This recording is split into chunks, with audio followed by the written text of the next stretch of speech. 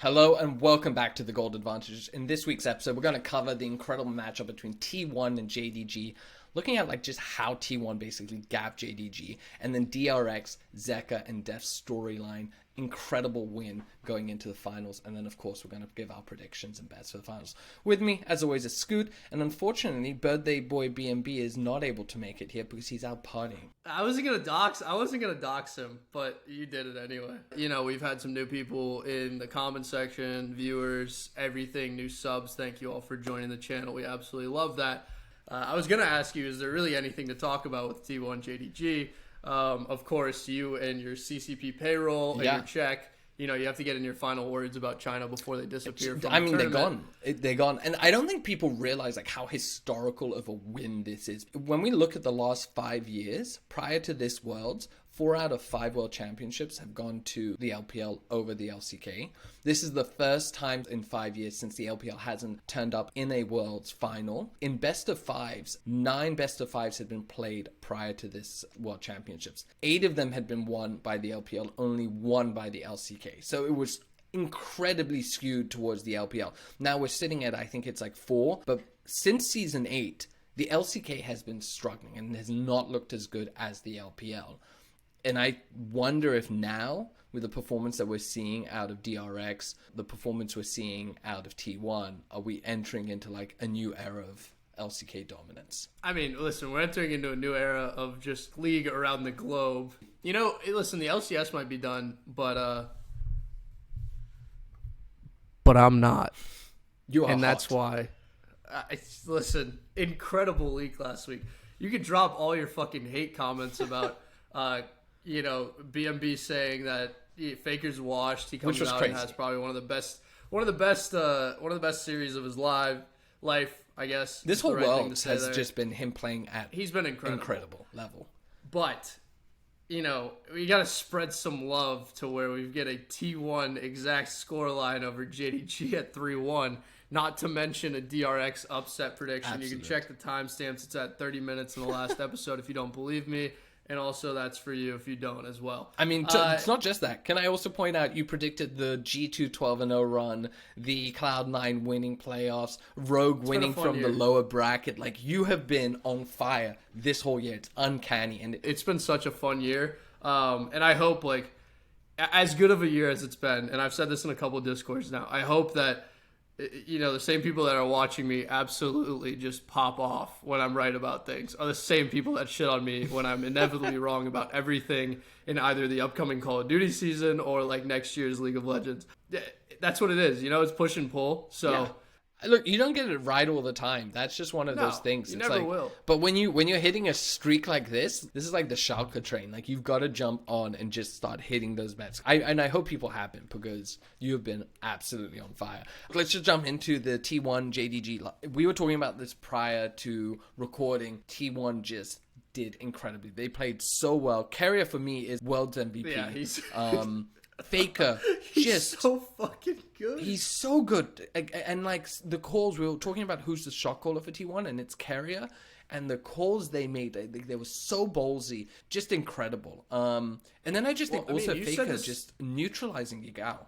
Yagao was a non-factor. Yeah, you said this in Discord though, and Rise is not a meta pick or he's not good. A super. We saw what Chogi did. Yeah. I mean, he's fairly underpowered at the moment. You know, it's a comfort pick for Faker, right? He has a world skin on it. It's awesome. All that stuff's great. But in the current meta, not the most incredible pick. But I think it was always about having the freedom to make insane decisions around the map and very good realm warping and stuff like that. That's really what unlocked, I think, the next level of T1. And that pick was so crucial to winning map 2. Obviously, it really also did great things for them in map 3. He plays the champ so well. Credit what credit is due.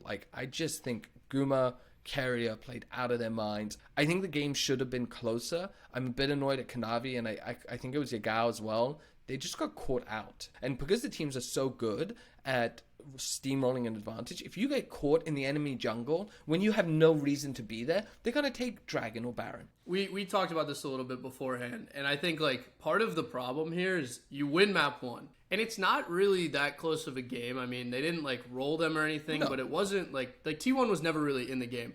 Then you put T1 down map 2, and they make a couple of just absolutely bonkers macro decisions. Yeah. And then you're like, okay, how do we actually beat this team over the course of an entire series? You try to get like more creative, more bold, and you try to overstep your opponent a little bit. I think it's lazy play. That's lazy because JDG was playing. They won T1 in game 1, even game 2. You said this, and it's true. They were winning early, and then there was this bot lane dive under turret where they basically individually funneled like 3 or 4 kills. Yeah, Zeus picks up 3. To Zeus, and it's like, what the fuck are you doing? You're destroying him.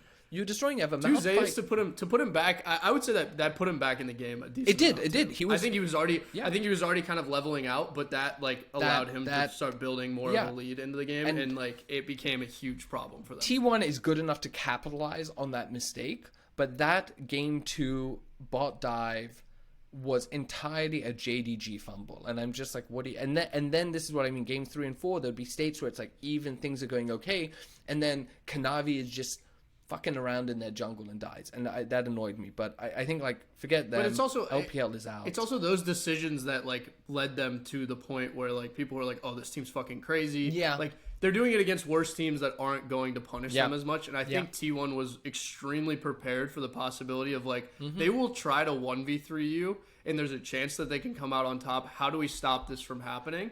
And how do we have the right people in the right places at the right times? But like, you see, I'm not talking about that. That I'm cool with. The 1v3 or the 3v5, those I'm cool with. It's the Kanavi is going into their raptors to farm their raptors with like no vision, and he just gets caught and dies. And I'm like, and then Yagao is in top lane, pushed up to second turret when you can't see them. And it's like, why are you doing this? Baron's also, up. You know what's going to happen. Can we just get into the weeds of how nuts it is to play Lucian Nami 3 maps in a row in this meta? Like, I know. It's not the like craziest pick right now, and they still pull out 2 and 1 over the course of 3 maps. It didn't work map 1. They went back to it. They were like, no, it's gonna work this time, and it did. Like, I don't. Something's up with T1. They like never count themselves out. It doesn't. Some of their drafts were just like straight up bad, but they pulled it out. I think the game 2-1 is particularly. I'm gonna upset a lot of people. Weird. It's a weird. It's a weird draft. And look, they pulled it out. Incredible call to take Baron. Like I said, they funneled kill, but really, like if you're being objective, they shouldn't win that. And I gotta say, Zeus played pretty disrespectful the way he was drafting, and he got punished. The man got solo killed a lot in lane. For someone who's meant to be the number one top lane, all of this, he's getting solo killed a lot. So he's got Faker. Yeah, he's got Faker, and they won. That's all that matters. He said Faker got me. That's all he said. Yeah. And then you walk out of lane, go somewhere else. Doesn't explain. Goodbye. No explanation. But Faker got me. T1 is just playing phenomenal. He didn't play badly. He played well. Of course he played well. He never plays like playing badly. He's playing like Doran. Doran played badly. Doran played bad. That series. Zeus played well. Yeah. But did Zeus play like the best top laner at Worlds? Nah. Let's be honest here, guys. He did not. No. But he played for the win, and that's all that matters. He picks team over lane, which we love, Yeah, I love that. Some of those picks you shouldn't be picking team over lane with, but he did, and it worked. And he wins it, I don't care. You can't complain. Yeah. On the flip side, now DRX Gen.G. You want to talk about a bad top lane? You want to talk about bad top? You want to talk about a bad top? You want to talk about a bad jungle? I don't. Did Peanut even fucking realize? This is what I was gonna say.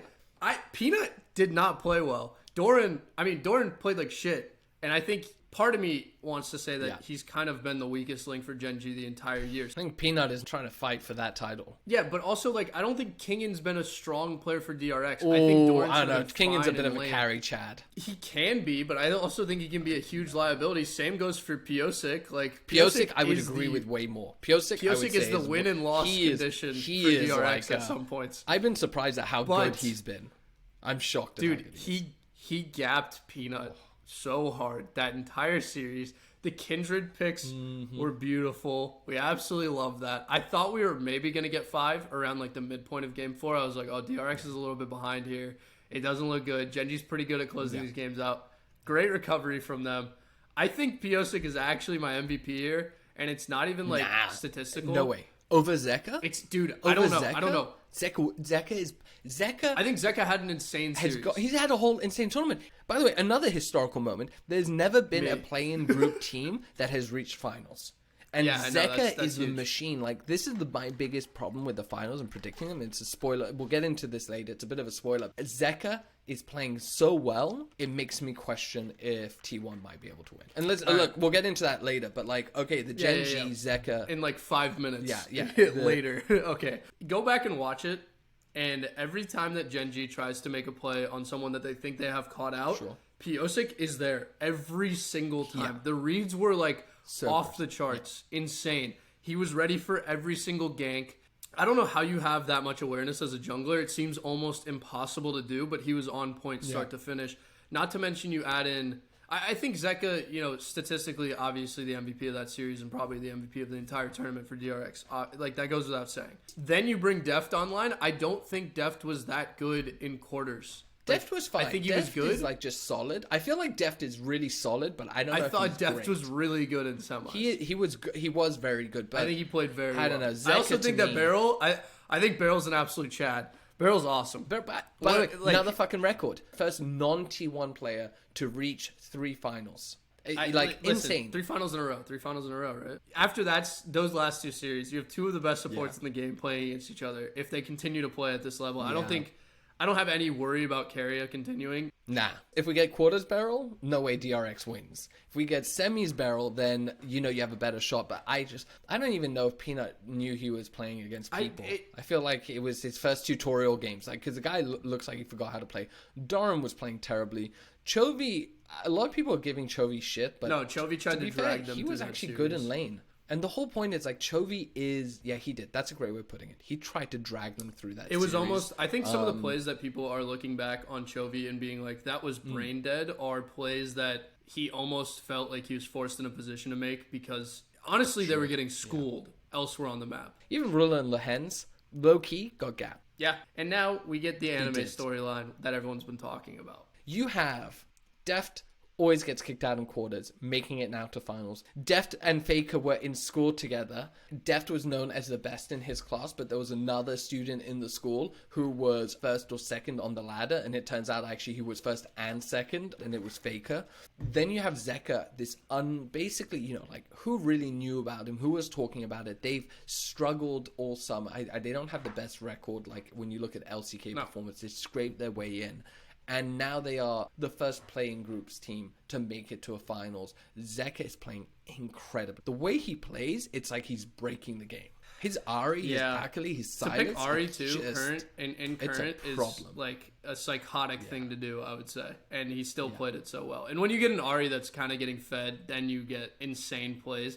I think Akali has given us the most highlights this world, obviously, just because, like, some of the running down that you can do of people, it's just insane. And we've seen Faker do it. Obviously, if Faker wins Worlds, I think it has to be an Akali skin. If Zeka does, you've got to consider Silas maybe as well, but probably Akali. I don't know. People permaban Akali. That's going to be really interesting storyline in this series, too. Like, what happens with Akali? Because both teams play the champ so well.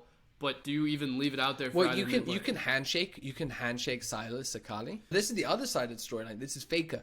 Okay, will he win his 4th one? Will GenG become the only person to win a world championship as a player and as a coach? But there's the DRX storyline. I'm like, is this buff too hard? And I don't know if I can bet against Zeka. The guy is just looking so good. And he is, like, more than anyone else, I feel like this is the guy. But then T1... To me, T1, it's like across the board. I've just been impressed by them. It's the decision making, dude. I feel like DRX has not been put in a situation where they will have to make an insane decision, and it comes down to, like, what do you do in the face of, like, that choice? Because if you hesitate, there's a chance that it doesn't happen as clean. It doesn't even happen at all. And actually, I think that's a great point, because I did feel that the DRX macro decision making in the Gen.G game, not the best. Too. Whereas T1's macro decision making was incredible. It's decisive. Like, impeccable. It's in that second, they're going to do this. We're not going to back down from it. We're going to commit. And if it loses us but the game, it's like the right decision. It's the correct thing to do. It's not just like, because JDG makes those calls where they're like, we're not going to back down from this, but it's actually a bit of a sketchy 3v5, 4v5, and you're like, or it's a gank and they bot pull it where out, and it you don't costs understand you why. serious. Whereas T1 is like, we're going to walk up here, TP to this minion in fog, use the realm warp in fog to get us to Baron. And the amount of communication that you have going on there, like you've got one ult online, right? You have owner communicating that there are no wards in the pit, that they can actually do this, that this is doable. Carrier, he's the shot caller, so I mean, it comes down to him. He's funneling all this through his brain, puts it out there, bang, you've got a map-changing play, probably a series-changing play too. Carrier plays so incredibly well on the micro, but then his just macro awareness and understanding of the game state is unbelievable. I actually think this is going to come down to top lane. Yeah. At the end of the day, I think everyone. Nah, mid lane. Man, how can you? I don't know. What do you have against Zeka? I don't have anything against Zeka. I think Zeka is playing extremely cracked, and I hope he goes to T1 after Faker retires. That's the person I want to root sure, for next. But like how? But what? How is he not more important? It's not that he's not more important. It's just that he's up against Faker. Like, if you think there's a weakness on T1, which you clearly do, and you clearly think it's top, right? Oh no. You think it's owner? I think it's Ona. I think Ona has been like a good. I think he's been solid throughout this tournament. But when I look at Summer and stuff like that, I think he actually was one of the weaker links as well. I think he struggled a little bit with the game state and making plays and so on. So if I had to really, because the thing with Zeus is like, I don't think people are banging on about Zeus is the best top laner at Worlds. I don't know that in lane. Like if we're talking about just in lane, I think actually he has not been the best top lane in lane. If you're talking about overall gameplay, I think yes. But there's an argument he's top 2, and I wouldn't disagree with that. Top 2, top 3, you don't disagree with that. I think I would put a couple of people above Ona. I think Ona is like a top 5. But I think before this series you would have put Peanut above him. Now the problem is, did Peanut play? No, Peanut's been dog shit for so long. Fair enough.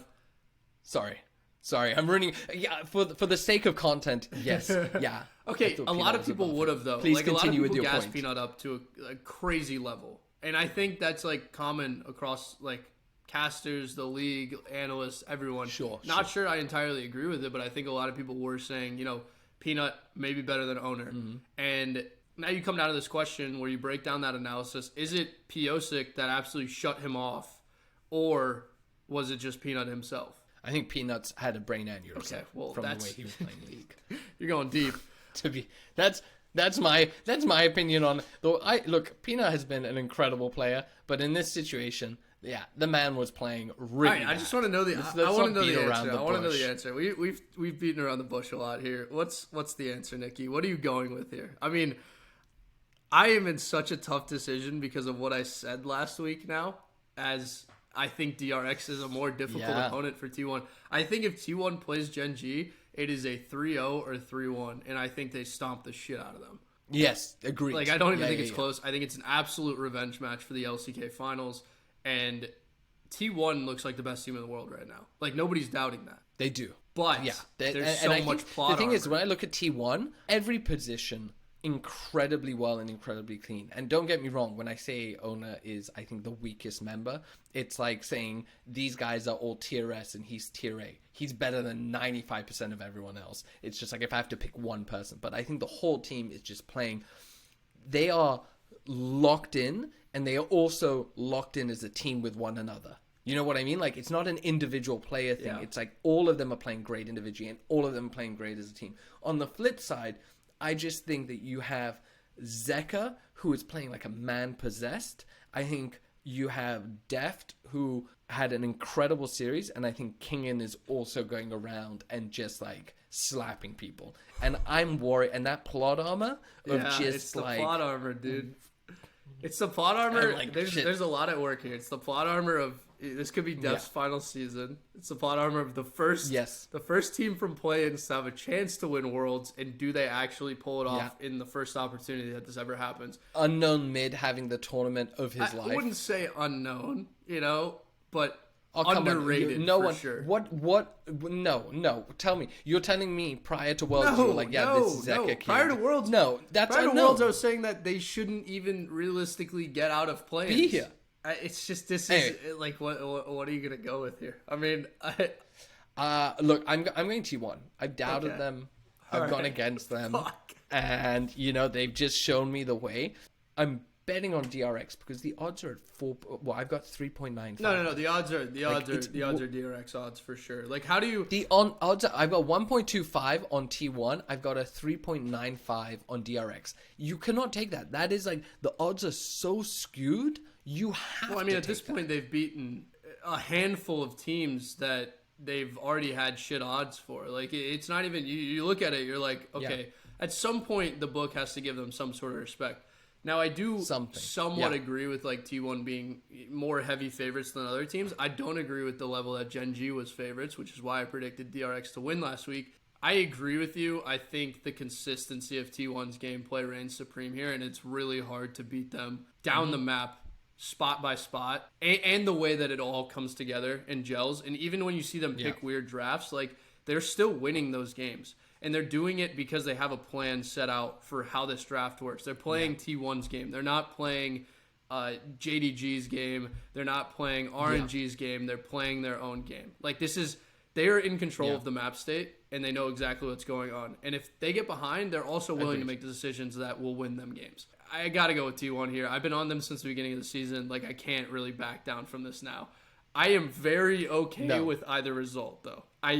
It will be awesome. It would be awesome to see DRX win and Deft go out on the highest. I think the thing is, I prefer T1 also. I like Faker as someone who's been watching League since season 1. Faker is like my guy. So many people, including me, were saying like, "Hey, you know what? Faker is not who he used to be. He seems to be a bit washed up, and he has turned it on. He's also gone. He's playing out of his mind. He's gone highest of the highs, lowest of the lows, like off the roster, not starting. To be fair, and then to see him back at the top of the game is like, to see him win Worlds with a team that is so much younger than him would be just like. It would be awesome to see him kind of usher in a new era of like what is T1. And it's also just like it's been so long since the LCK won. And I kind of want him to be the one to bring it back. Other bets. So obviously Moneyline DRX is just absolute juiced. I think that plus 1.5 at 2.35 is a pretty phenomenal bet as well. On the other side of it, if you're going T1, I minus 1.5 at 1.60 is a decent one. The minus 2.5 at 3.14 is really good. That one's like the best that you can get, I think, on the side of T1. Dude, I think we're gonna get a good final though. I think this is gonna come down to a map 5, and hopefully it's a Kali into Silas, and we get the absolute showdown. But I don't know. What do I know, man? Like, this is a great final to have. This is the only final I would want other than T1 C9, which, I mean, that was never going to happen. If you really didn't take that prediction with a grain of salt and a whole tank of NA Hopium, you're an idiot. That's your fault, but T1's in a final. So, kill bets. Go ahead. There's a couple that stand out to me. I think minus 6.5 for 1.76 is pretty, like, that's like a good line been for T1. Extremely aggressive, like out of character. It's so aggressive. Almost. Exactly. I think that's kind of, if you're going for that, I'm less confident because, like I said, honestly, as much as I'm saying I think T1 wins, I think this is going to be, if T1 starts drafting like morons, which is always a danger, then they can win. So this is a harder one for me to be able to judge on. I think you can take minus 7.5 if you're really feeling ballsy at 1.97. But a lot of the wins have been within that range. So I do think like minus 7.5 is good if you are looking at T1 win. But the total kills over 22.5 at 1.72, I think is such an incredible line. That is like a really good one. And I would actually even push it up to the over 24.5 kills at 2.16 because they have been like T1 has been aggressive. But then we're having two LCK teams. So I was going to ask, does DRX win this by completely slowing the game down? Like, is that how they win? I just feel like it doesn't work with how Zeka and Deft are playing right now. Like they need to keep the pace up. To be fair, the semis were pretty low until games 3 and you're talking DRX Gen.G, but I think that's a factor of Gen.G. And it was 23 on game 4. I do think that's more to do with Gen.G. Like Gen.G always plays that way. Yeah, and if you look at it, it's like 15 kills for DRX in game 4, 20 in game 3, game 2, 9. So a significant amount more in each of their wins. The 24.5 is at 2.16. I think those odds are great for that.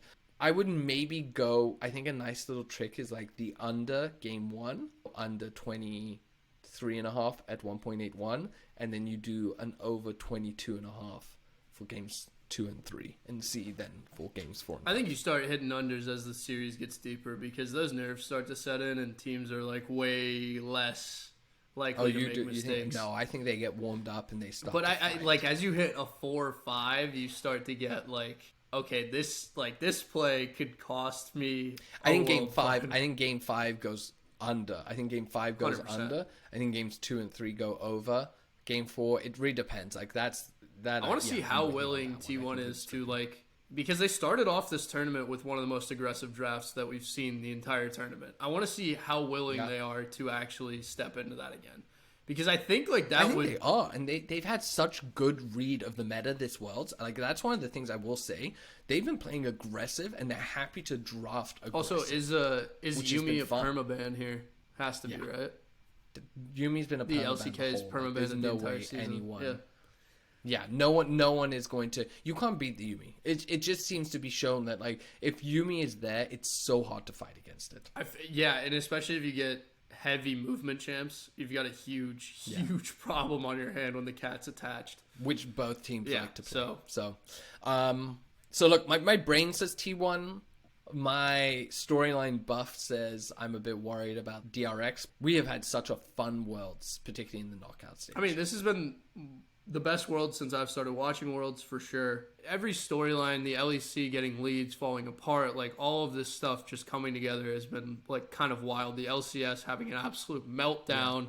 The LCK rebounding, which is probably my favorite region to watch. I would say I wake up at 5 a.m. sometimes and just watch those games. DRX having people say that Sandbox was going to make it out of Korea in the 4 seed over them, and now they're in a final. T1 resurging after what I would say is one of their worst splits in recent memory in that summer split, honestly. Yeah, I would agree with that, especially with where their performance was in spring and then losing in the finals. Well, that's another thing is like to see two Korean teams who won, like decisively won splits, come to an international event and looked like a completely different team. I think it happened to Gen.G as well. Meta didn't suit them. I don't think they had a great read on it. I think they went back to like stuff that they were overly comfortable with, and then it just punished them later on. But that's for the post-Worlds recap. We'll talk about all this stuff or whatever. And hopefully we get BMB in here, heavy betting stuff, because I know that's his forte. All right, everyone. Thanks for tuning in. Thank you for all the support, the comments, and the likes, as well as the feedback. And thank you for subscribing, as always. Have a great time this weekend. Enjoy the matches. Hope you guys win a lot of money. And we will see you in a couple of days. Peace out.